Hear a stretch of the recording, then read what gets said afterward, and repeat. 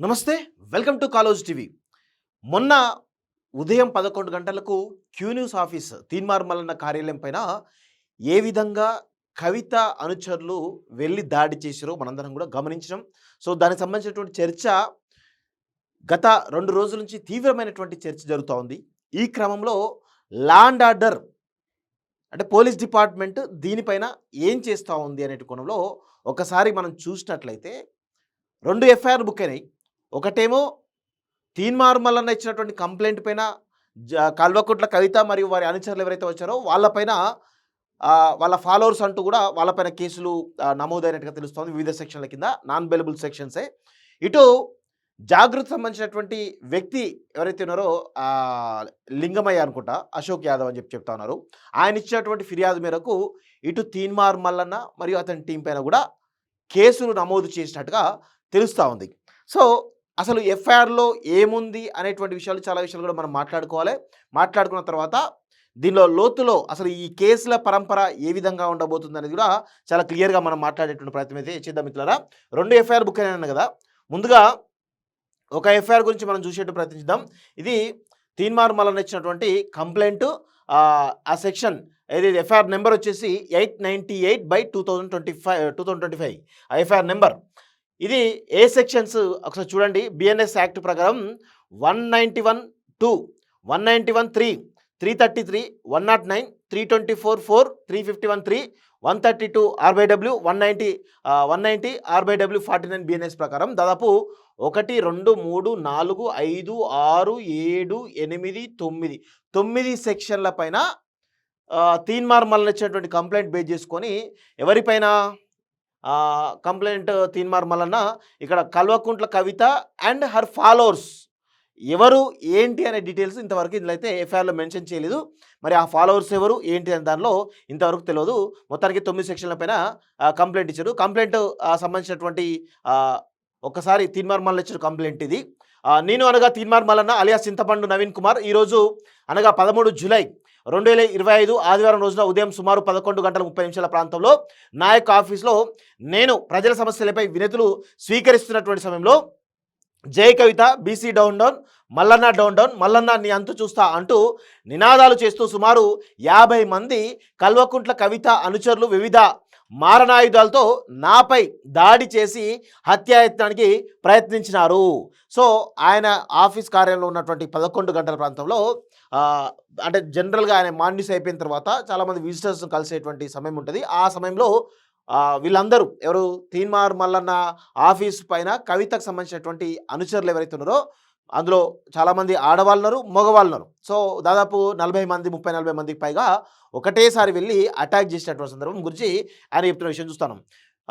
నా ఛాంబర్లోకి చొరబడి నాకు రక్షణగా ఉన్నటువంటి నా అంగరక్షకుడిపై దాడి చేసి అతని వద్ద ఉన్నటువంటి తుపాకీని బలవంతంగా లాక్కొని నన్ను చంపడానికి ప్రయత్నించారు. నా అంగరక్షకులు చాకచక్యంగా వ్యవహరించి నన్ను కాపాడినారు. కల్వకుంట్ల కవిత అనుచరులుగా చెప్పుకుంటూ అనుచితంగా దాడి చేసినారు. ఈ దాడిలో నా చేతులకు గాయాలు కూడా అయినాయి. వెంటనే ఈ దాడి జరిగిన విషయాన్ని మేడిపల్లి సిఐ గోవిందరెడ్డి గారికి ఫోన్ ద్వారా తెలియపరిచి రక్షణ కోరినాను. ఇదే విషయాన్ని రాచకొండ సిపి గారికి ఫోన్ ద్వారా జరిగిన విషయాన్ని తెలియజేసినాను. గత కొంతకాలంగా కల్వకుంట్ల కవిత మరియు వారి కుటుంబ సభ్యులు కిరాయి గుండాలతో నన్ను హత్య చేయించడానికి పలుమార్లు దాడులు చేయడం జరిగింది. ఇదే విషయాన్ని గతంలో పోలీసులకు ఫిర్యాదు చేసి ఉన్నాను. ప్రజలకు రక్షణగా అందరికీ అందుబాటులో ఉండి ఎమ్మెల్సీగా పనిచేస్తున్నటువంటి నాకు రక్షణ లేకుండా పోయింది. అంటే ప్రజాప్రతినిధి అయినటువంటి నాకే రక్షణ లేకుండా పోయింది అంటే ఏ విధంగా పరిస్థితి ఉందో అర్థం చేసుకొని చెప్పేసి ఈ కంప్లైంట్లో చెప్తా ఉన్నారు. సో, నాకు ప్రాణహాని ఉంది. నాపై దాడులు చేస్తూ బీసీ ఉద్యమాన్ని దెబ్బతీయాలని చూస్తున్న వారిపై దాడులకు ప్రేరేపించిన కల్వకుంట్ల కవిత మరియు వారి అనుచరులపై తగిన చర్యలు తీసుకొని నాకు మరియు నా తోటి ఉద్యమకారులకు రక్షణ కల్పించాల్సిందిగా కోరుచున్నాను. నాపై హత్యానికి పురిగొల్పినట్టు కల్వకుంట్ల కవిత వారి అనుచరులపై హత్యాయత్న కేసుతో అరెస్ట్ చేసి శిక్షించాలని విజ్ఞప్తి చేస్తున్నాను. ఇదే విధంగా ఇక ముందు ఇలాంటి ఘటనలు జరగకుండా తగిన రక్షణ కల్పించాలని మరియు బీసీ ఉద్యమ నాయకులు కూడా రక్షణ కల్పించాలని విజ్ఞప్తి చేస్తున్నానంటూ చూస్తా ఉన్నాం. ఇది తీన్మార్ మల్లన్నకు సంబంధించినటువంటి కంప్లైంట్. ఆ కంప్లైంట్ తీసుకొని కూడా వీళ్ళు కేసు బుక్ చేయడం జరిగింది. సో, ఇది తీన్మార్ మల్లన్న ఇచ్చినటువంటి కంప్లైంట్. సో, దీనిలో చాలా సెక్షన్స్ కింద దాదాపు 9 సెక్షన్ల కింద పెట్టడం జరిగింది. ఆ సెక్షన్ కూడా మీకు ఆల్రెడీ చూపించడం జరిగింది. సో, ఇవన్నీ ఇది తీన్మార్ మల్లన్నకు సంబంధించినటువంటి కంప్లైంట్. ఇక కల్వకుంట్ల కవితకు సంబంధించినటువంటి వాళ్ళు అనుచరులు ఎవరైతున్నారో వాళ్ళు పెట్టినటువంటి కంప్లైంట్లో ఒకసారి మనం క్లియర్గా చూసే ప్రయత్నిద్దాం. ఇగో ఇది ఆ కంప్లైంట్ ఎఫ్ఐఆర్, అదేమో 898/25 ఎఫ్ఐఆర్ నెంబర్ అయితే ఇది 899/2025. సో ఇక్కడ పోలీస్ డిపార్ట్మెంట్కి సంబంధించినటువంటి దానిలో చాలా అనుమానాలు కూడా ఉన్నాయి. సో ఏ విధంగా కక్షపూరితంగా వ్యవహరిస్తున్నారు, వన్ సైడెడ్గా పోతున్నారు అనేది చాలా స్పష్టంగా నేను చాలా విషయాలు కూడా చెప్పాలి. ఒకసారి చూడండి ఇక్కడ కంప్లైనెంట్ వచ్చేసి ఎస్సీ లింగమయ్య అలియాస్ అశోక్ యాదవ్ అంటూ చూస్తా ఉన్నాం. ఈయన గజాకు సంబంధించిన కార్యకర్త. సో ఎవరి మీద Chintapandu Naveen Kumar, Teenmar Mallanna and his henchmen. So వాళ్ళ అనుచరుల పైన కూడా వాళ్ళ అనుచరులు సంథింగ్ ఏదో అనుకుంటా మొత్తానికైతే ఆ కంప్లైంట్లో దాదాపు 2 పేజీల కంప్లైంట్ అయితే రాయడం జరిగింది. ఒకసారి చూద్దాం క్లియర్గా. Complaint against Chintapandu Naveen Kumar, Teenmar Mallanna and his henchmen for brutal armed assault with sharp weapons, guns and firearms, rods, heavy metal objects with intent to kill, resulting in grievous injuries, fractures, excessive blood loss, life threat, assault on women and attempt to outrage their modesty by pulling off sarees అంటూ. అంటే ఇలా వీళ్ళు కొత్త కోణం తీసుకురావాలి కదా. ఇప్పుడు అక్కడికి వచ్చింది పోయింది ఎవరు, కవితకు సంబంధించినటువంటి అనుచరులు. పోయింది మీరు శాంతియుత నిరసన తెలియాలంటే కింద ధర్నా వేయాలి, ఆఫీస్ ముందు ధర్నా వేయాలి. ఆఫీస్ లోపలికి మనం పిలవండి, బయటికి పిలిచి జనరల్గా ఎక్కడ ధర్నా జరుగుతుంది, ఒక ఆఫీస్ ముట్టడనో లేకపోతే ఇంకేదనో మనం చాలా రకాల ధర్నాలు నిరసనలు చేస్తూ ఉంటాం. ఏం చేస్తాం, ఆఫీస్ దగ్గర పోయి ధర్నా చేస్తాం శాంతియుతంగా, అది శాంతియుత నిరసన అంటారు. కానీ వీళ్ళేం చేశారు, 30-40 మంది ఒకేసారి కర్రలు రాడ్లు పట్టుకొని అందులో లేడీస్ ఉన్నారు, వాళ్ళు కూడా పెద్ద ఎత్తున అక్కడికి వెళ్ళి విధ్వంసం సృష్టించారు. ఆ క్రమంలో జరిగిన తోపులాటలో ఇవన్నీ కూడా జరిగినాయి.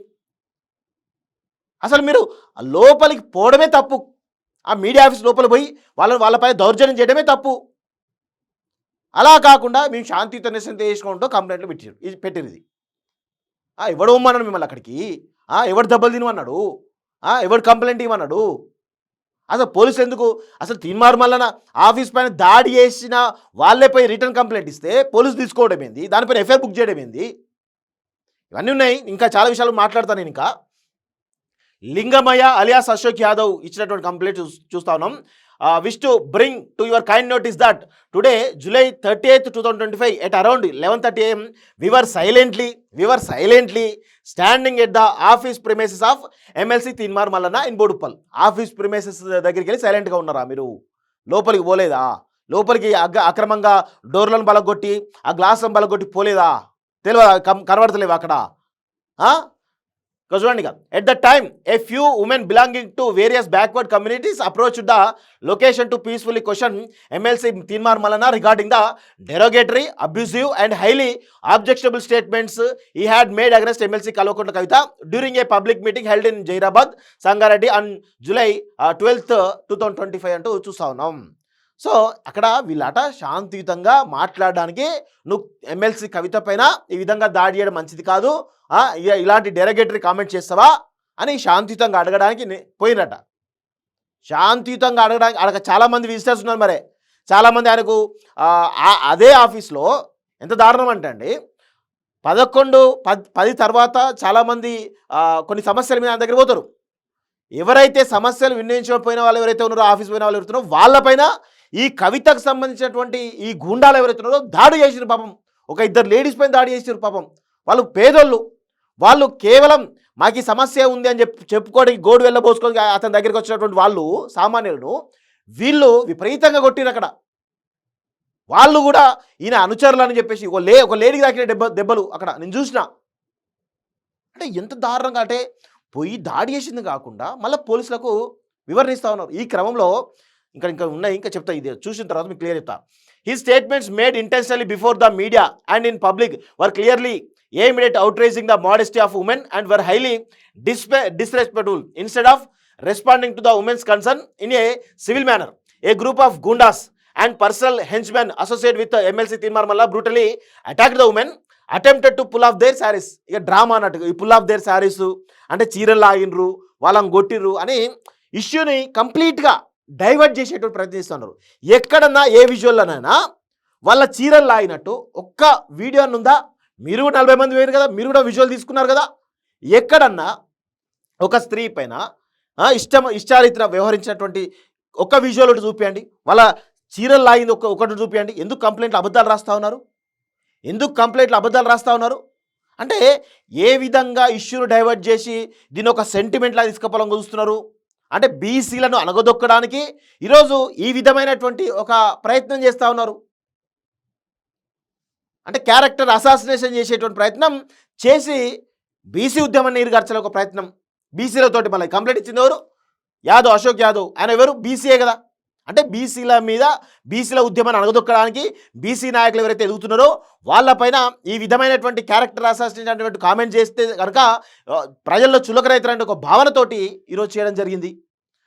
చూడండి, and manhandle them with the intention to outrage, insult and intimidate. Not only were the women targeted, but we both, me and Sujit too, were physically assaulted, dragged into a room and wrongfully confined inside. We were beaten mercilessly without any provocation. అంటూ అంటే వీళ్ళు ఏమనలేదు, వాళ్ళే వచ్చి మేము పోయి శాంతియుతంగా అడుగుదాను పోతే వాళ్ళే వచ్చి దాడులు చేసిర్రు, వాళ్ళే వచ్చి కొట్టిర్రు అని చెప్పేసి, వాళ్ళే చీరలు రాయినరు, వాళ్ళని కొట్టిర్రు, ఆడలం కొట్టిరు చెప్పేసి ఒక డ్రామా మొత్తానికైతే క్రియేట్ చేసి కంప్లైంట్ ఇవ్వడం జరిగింది. వీఆర్ స్టాండింగ్ పీస్ఫుల్ అట. బాబా standing peaceful when a group of unknown men. అంటే అక్కడ ఏమన్నారు? ఆయన ఆఫీస్ ప్రిమైసెస్లో మేము శాంతియుతంగా నిరసన పోయినామని అన్నారు. మరి లోపలికి ఎందుకు పోయినారు మీరు? ఆఫీస్ చుట్టుపక్కల ఉంటే లోపలికి ఎట్లా పోతారు మీరు? లోపలికి పోయినారంటే ఏందన్నట్టు? ఆయన మీద దాడి చేయడానికి ఏదో పోయినరు. We were standing peacefully when a group of unknown men and gundas and personal bouncers of MLC Tinmar Malana launched a brutal and unprovoked attack on us. ఇక్కడ చూడండి, అన్నోన్ మెన్. మీరు పోయిందే తీన్మార్ మల్లన ఆఫీస్కి. అన్నోన్ మెన్ ఎందుకుంటారు కూడా? ఆయనకు సంబంధించిన స్టాఫో లేకపోతే ఆయన ఎమ్మెల్సీ కాబట్టి ఆయనకు ప్రజా సమస్యలు దాంట్లో ఇవ్వడానికి కొంతమంది వెళ్ళి ఉంటారు కావచ్చు. వాళ్ళు అన్నోన్ మెన్ అని చెప్పేసి వీళ్ళని పోయిన కాడికి పోయి అక్కడ వాళ్ళనే కొట్టి వాళ్ళపైన కేసు పెట్టారు. ఎంత విచిత్రంగా ఉందో చూడండి. They assaulted us with sharp weapons అట, guns, lathis, rods and hammers అట. బాబా ఎంత డ్రామా ఆడుతున్నారు మీరు. ఆ మారణాయుధాలు తీసుకుపోయింది మీరు, ఆ మారణాయుధాలు పట్టుకొని కొట్టిరని చెప్పేసి మళ్ళీ అంటున్నారు మీరే. ఎంత ఘోరంగా ఉంది చూడండి. They also physically assaulted us by punching, breaking the bones and inflicting deep cuts on our bodies, resulting in profuse bleeding and posing a grave threat to our lives. During the attack, a few bullets were also fired at us, escalating the danger. However, after a great effort and presence of mind, we show how managed to escape further attacks అంటూ చూస్తున్నాం. ఇక్కడ గన్మెన్లను ఒక ప్రజాప్రతినిధికి 2 గన్మెన్లు ఇస్తారు, 2+2 ఇస్తారు. ఇప్పుడు ఆ 2 గన్మెన్లు ఇచ్చి వాళ్ళ చేతిలో గన్లు ఇస్తారు. ఒకరికి పెద్ద వెపన్ ఇస్తారు, ఒకరికి షార్ట్ వెపన్ ఇస్తారు. ఎందుకు ఇస్తారు? పోలీస్ డిపార్ట్మెంట్ ఎందుకు ఇస్తుంది? ఆయన కాపాడడానికి కదా. ఇలా మీరు వచ్చి గూండాల్లాగా ఆయన మీద దాడి చేస్తా అంటే ఆ గన్మెన్లో చేతులు ముడుచుకొని కూర్చుంటారా? ఫస్ట్ ఏమో ఆపుతారు, ఆ క్రమంలో మీరు దాడి చేస్తా అనుకున్నప్పుడు వాళ్ళు అప్పుడు గన్ తీయమని చెప్పేసి రూల్స్లో ఉంటాయి. మరి ఎందుకు పని లేకుండా ఇస్తారా గన్స్? షో చేసుకోవడానికి ఇస్తారా గన్స్ ఏమన్నా?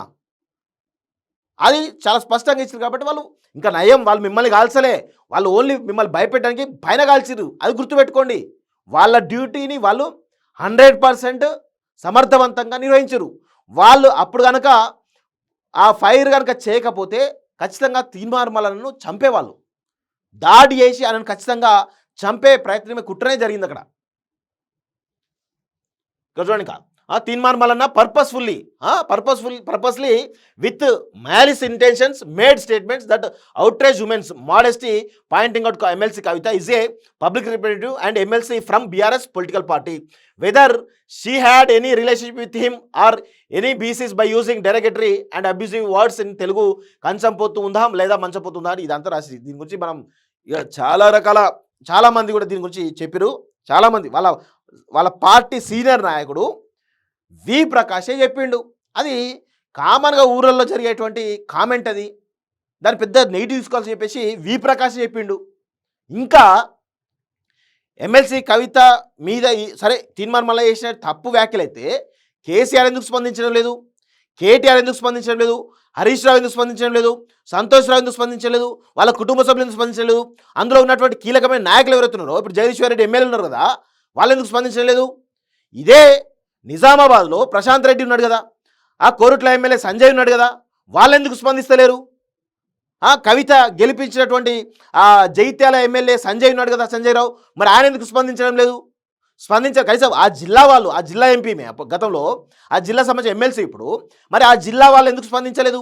బీఆర్ఎస్ పార్టీ సంబంధించిన వాళ్ళు ఎమ్మెల్యేలు ఉన్నారు కదా, సొంత కుటుంబ సభ్యులు స్పందించరు, సొంత ఎమ్మెల్యేలు స్పందించరు.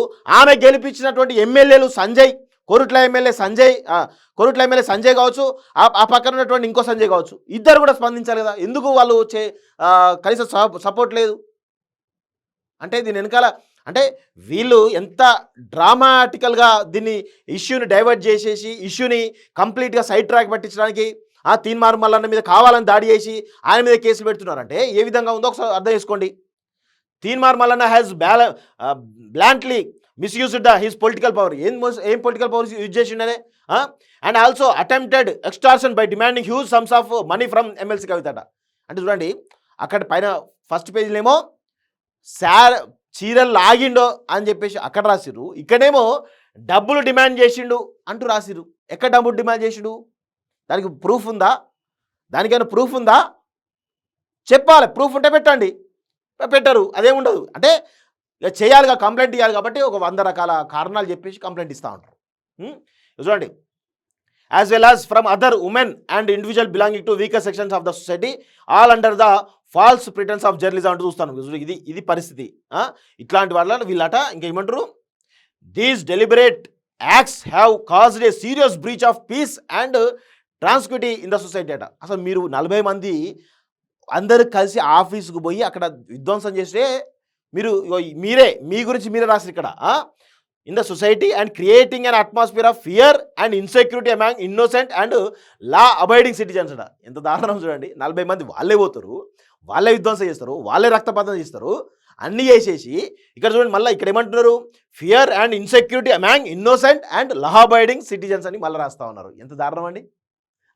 కామెడీ కాకపోతే please take necessary lawful action and provide protection to our lifes. బాబా we shall be thankful to you for taking necessary lawful action అంటూ చూస్తూ ఉన్నాం. సో దీని ద్వారా కేసులు అయితే అక్కడనేమో 9 సెక్షన్లు, ఇక్కడ చూడండి సేమ్ సెక్షన్స్ ఉంటాయి. 191(2), 191(3), 76, 127(2), 109, 351(3), RBW 190, BNS, అదేవిధంగా 27 ఆర్మ్స్ యాక్ట్. అంటే ఆర్మ్స్ యాక్ట్ కింద కూడా కేసు నమోదు చేసిరు పోలీసులు. అసలు ఆ తుపాకులు వాడింది ఎవరు? గన్మెన్లు, ప్రభుత్వం ఇచ్చిన గన్మెన్లు. మన ప్రభుత్వం ఇచ్చిన గన్మెన్లు ఆ యొక్క ఎమ్మెల్సీ తీన్మార్ మల్లన్నపై దాడి జరుగుతున్న విజువల్స్ ఉన్నాయి అక్కడ. ఆఫీస్ మొత్తం కూడా ఎంత విధ్వంసంగా చూసినాము. ఆ క్రమంలో వాళ్ళు భయపెట్టడానికి ఓన్లీ కేవలం గాల్లో మాత్రమే షూట్ చేసిరు. దానికి కూడా అంటే ఇక్కడ చూడండి 1, 2, 3, 4, 5, 6, 7, 8 సెక్షన్ల కింద వీళ్ళ పెట్టిరు, 9 సెక్షన్ కింద అందులో పెట్టిరు. అంటే ఎంత దారుణంగా ఉన్న సేమ్ సెక్షన్స్ ఉంటాయి, ఇవన్నీ ఉంటాయి చూడండి. అయితే దీని గురించి ఒక్కసారి మనం వాటి గురించి ఆ సెక్షన్స్ గురించి ఒకసారి మనం చూద్దాము క్లియర్గా. ఇగో ఆ సెక్షన్లకు సంబంధించినటువంటి ఏమేమి సెక్షన్స్ ఒకసారి మీకు బ్రీఫ్గా మీకు చెప్పేటువంటి ప్రయత్నం చేస్తా. భారతీయ న్యాయ సంస్థ BNS సెక్షన్స్ కింద చూద్దాం. సెక్షన్స్ 191(2) ఏం చెప్తా ఉంది, రియోటింగ్ విత్ డెడ్లీ వెపన్. దీని పనిష్మెంట్ వచ్చేసి almost 3 years imprisonment for a term which may extend to 3 years అంటూ చూస్తూ ఉన్నాం. So 191(3) liability as a member of unlawful assembly అంటూ చూస్తా. Unlawful assembly, if an offense is committed by any member of unlawful assembly in prosecution of the common object or if the members knew it was likely to committed అంటూ చూస్తారు. Punishment ఎంత ఉంది దీనికి? offense committed by the assembly as per the relevant sections of the punishment is the same as that prescribed for the offense అంటూ చూస్తా ఉన్నాం. So ఇక 76 section 76 assault or criminal force to women with a intent to outrage her modesty. దీని చూడండి, imprisonment for a term which may extend to 3 years, ఇది non bailable. 127(2) ఇక్కడ చూడండి punishment వచ్చేసి wrongful confinement or 3 or more days. Imprisonment for a term which may extend to 3 years, ఇది bailable. Attempt to murder section 109 punishment వచ్చేసి 7 years, ఇది non bailable కిందకి పోవడానికి అవకాశం ఉంది. 351(3) criminal intimidation with threat to cause grievance hurt అంటూ చూస్తున్నాం. Imprisonment for a term which may extend to 7 years, ఇది కూడా నాన్ బెయిలబుల్ సెక్షన్. సో ఇక్కడ read with section 190 every member of unlawful assembly guilty of offence committed in prosecution of common object అంటూ చూస్తున్నాం. The punishment is the same as that prescribed for the offence committed example under section 191 76 3 years ఉందో అదే ఇక్కడ implement అవుతాం అని చెప్పేసి అంటా ఉన్నారు. సో ఇక్కడ చూడండి section 27 of the arms act, arms act punishment చూడండి దీనిలో 27(1) ఇక్కడ చూడండి, death or life imprisonment. Okay, punishment is death or life imprisonment and also liable to fine. 27(2) a person uses a fireman in violation of section 7 prohibited possession without causing death, the punishment is imprisonment for a term not less than 7 years. అంటే చూడండి ఈ విధంగా non bailable sections ఇది మల్లన్న మీద ఎవరు ఈ జాగృతి సంబంధించిన కవిత సంబంధించినటువంటి అనుచరులు పెట్టినటువంటి దానిలో ఇది పెట్టారు. సో ఇప్పుడు వాళ్ళు పెట్టినటువంటి సెక్షన్స్లో కూడా చూద్దాం ఒకసారి. అవి కూడా సేమే ఉంటాయి, దాదాపు అన్నీ సేమే ఉన్నాయి.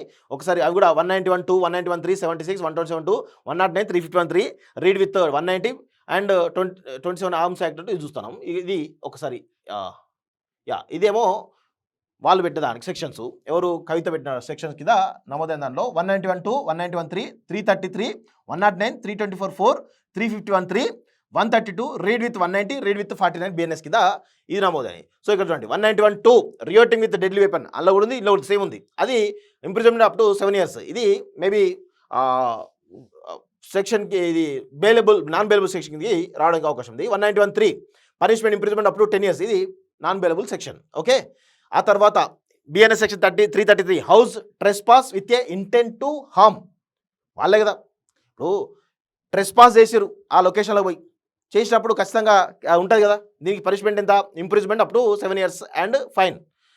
సెక్షన్ 109 అటెంప్ట్ టు మర్డర్, అవాస్తవంగా తీర్మార్మలపై దాడి కాబట్టి అటెంప్ట్ టు మర్డర్ కింద వచ్చి పడ్డది, అది కూడా మేబీ నాన్ బెయిలబుల్ సెక్షన్కి అయిపోతుంది. So 324(4) forgery for cheating, forgery for cheating అట, imprisonment up to 7 years fine. So 351(3) criminal intimidation with severe threats, punishment వచ్చేసి 7 years and fine. Assault to deter public servant 132 BNS section 132 కింద ఇది imprisonment up to 7 years and fine అంటూ చూస్తాను. So BNS section 190 read with unlawful assemblies common object అంటూ చూస్తున్నాను. అంటే వాళ్ళంతా కూడా ఒక కామన్ ఆబ్జెక్ట్ తోటి ఆయన మీద దాడి చేయడానికి వచ్చని చెప్పేసి ఆ యొక్క సెక్షన్ కింద కేసు పెట్టింది. తర్వాత రీడ్ విత్ 49 బిఎన్ఎస్ సెక్షన్ కింద చూసినట్లయితే సేమ్ యాజ్ ద అఫెన్స్ అబేటెడ్, అంటే అబేట్మెంట్ కింద వీళ్ళను ఈ సెక్షన్ పెట్టినట్టు చూస్తా ఉన్నాం. సో ఇట్లా మొత్తానికైతే ఇద్దరి మీద కూడా నాన్ బెయిలబుల్ సెక్షన్స్ కింద కేసులు అయితే నమోదు చేయడం జరిగింది. అసలు ఇప్పుడు కవిత ఇచ్చినటువంటి కంప్లైంట్లో మల్లన్న అండ్ అదర్స్ అన్నారు, ఎవరు అనేది ఇంకా తెలియలేదు. అదేవిధంగా ఇటు కవిత మల్లన్న ఇచ్చిన కంప్లైంట్లో కల్వకుంట్ల కవిత అండ్ ఫాలోవర్స్ అని చెప్పేసి అన్నారు. ఇంతవరకు వాళ్ళు ఎవరు అనేది ఇంతవరకు పోలీస్ డిపార్ట్మెంట్ తెలియలేదు. మొన్న మహాన్యూస్ పైన దాడి జరిగింది, అప్పుడు వాళ్ళు ఏం చేశారు, ఎవరిని కూడా గాయపరచలేదు, అక్కడ కనీసం ఒక రక్త బొట్టు కూడా బయటపడలేదు. కేవలం మీడియా ఆఫీస్ పైన దాడి జరిగింది, అక్కడ కొంత కార్లను వీటిని కొంత ఫర్నిచర్ ధ్వంసం చేసిన విషయం చూస్తున్నాం. ఆ క్రమంలో గంటల వ్యవధిలో ఎవరెవరు దాడి చేసిరు ఏంటి అని చెప్పేసి వాళ్ళని తీసుకొచ్చేసి అరెస్ట్ చేసి జైలు పంపించారు కదా. మరి ఇప్పుడు ఇంత పెద్ద ఎత్తున అటాక్ జరిగింది కదా, ఒకరినంటే ఒకరిని ఇటు మల్లన్న వైపు నుంచి కానీ ఇటు కవిత వైపు నుంచి కానీ ఒకరినంటే ఒకరిని కూడా అరెస్ట్ చేయలేదు పోలీస్ డిపార్ట్మెంట్. అంటే ఈ కేసును వాంటెడ్లీ నీరుగార్చడానికి పెద్ద ఎత్తున ప్రయత్నం జరుగుతూ ఉంది. నిన్న మల్లన్న చెప్పిండు కదా, ఆయన ఉన్నప్పుడే మల్లన్న ఆఫీస్కి వచ్చి సిఐ గారు వచ్చినప్పుడు ఆ గోవిందరెడ్డి అని సిఐ ఈయన కలిసి ఉన్నప్పుడే కవిత ఫోన్ చేసిందట గోవిందరెడ్డికి, కవిత ఫోన్ చేసి మాట్లాడిందని చెప్పేసి అంటా ఉన్నా. అంటే ఇక్కడ కాంగ్రెస్ పార్టీ అధికారంలో ఉందా లేకపోతే బీఆర్ఎస్ పార్టీ అధికారంలో ఉందా? అసలు ఇక్కడ హోంశాఖ మంత్రిగా ఉన్నటువంటి రేవంత్ రెడ్డి ఎవరికి సపోర్ట్ ఉన్నారు? ఒక ఎమ్మెల్సీ మల్లన్న లాంటి ఎమ్మెల్సీ ఒక ప్రజాప్రతినిధి పైన ఇంత పెద్ద ఎత్తున దాడి జరిగితే దాన్ని ఎంత సీరియస్ తీసుకోవాలి? గన్స్ కూడా ఫైర్ చేశారంటే లా అండ్ ఆర్డర్ ఏ విధంగా మిస్యూజ్ అవుతా ఉంది. ఇప్పుడు వాళ్ళ కార్యాలయం పైన మల్లన్న కార్యాలయం పైన దాడి చేసినటువంటి జాగృతి కార్యకర్త ఇచ్చిన ఫిర్యాదును తీసుకొని వాళ్ళు మల్లన్న పైన రిటర్న్ కేసు పెడతారు. ఎట్లా పెడతారు పోలీస్ డిపార్ట్మెంటు? అంటే ఇప్పుడు వాళ్ళు వచ్చి దాడి చేస్తే చంపితే వాళ్ళు ఏమనొద్దు, వాళ్ళు కనీసం వాళ్ళని ప్రొటెక్ట్ చేసుకునే విధంగా ఏం చేయొద్దు. ఇదెక్కడ న్యాయం అండి? అంటే ఎంత దారుణంగా ఉందో అర్థం చేసుకోండి. ఇక్కడ హోంశాఖ మంత్రి సీఎం దగ్గరే ఉన్నది, పోలీస్ డిపార్ట్మెంట్ ఆయన కంట్రోల్లో ఉంది. అంటే ఇండైరెక్ట్గా ఎవరికి సపోర్ట్ చేస్తున్నట్టు?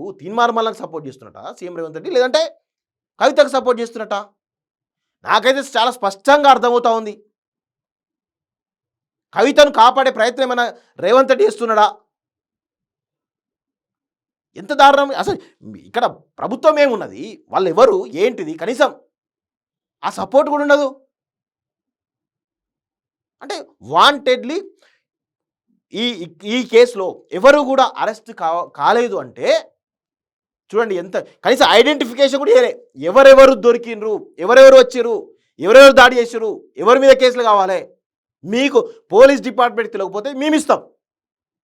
మా దగ్గర ఉన్నాయి కొన్ని ఫోటోస్, అక్కడికి వచ్చిన విజువల్స్ అని కూడా మా దగ్గర ఉన్నాయి. మేము చెప్తాం వాళ్ళ పేర్లేంది, వాళ్ళు ఎక్కడరో, వాళ్ళ ఫోన్ నెంబర్ ఏంది మేము చెప్తాం. ఆ కనీసమైన విచారణ కూడా పోలీస్ డిపార్ట్మెంట్ చేస్తలేదంటే ఖచ్చితంగా ఈ కేసుని డైవర్ట్ చేయడానికి, ఈ కేసులో డైవర్ట్ చేయడానికి ప్రయత్నం జరుగుతూ ఉంది.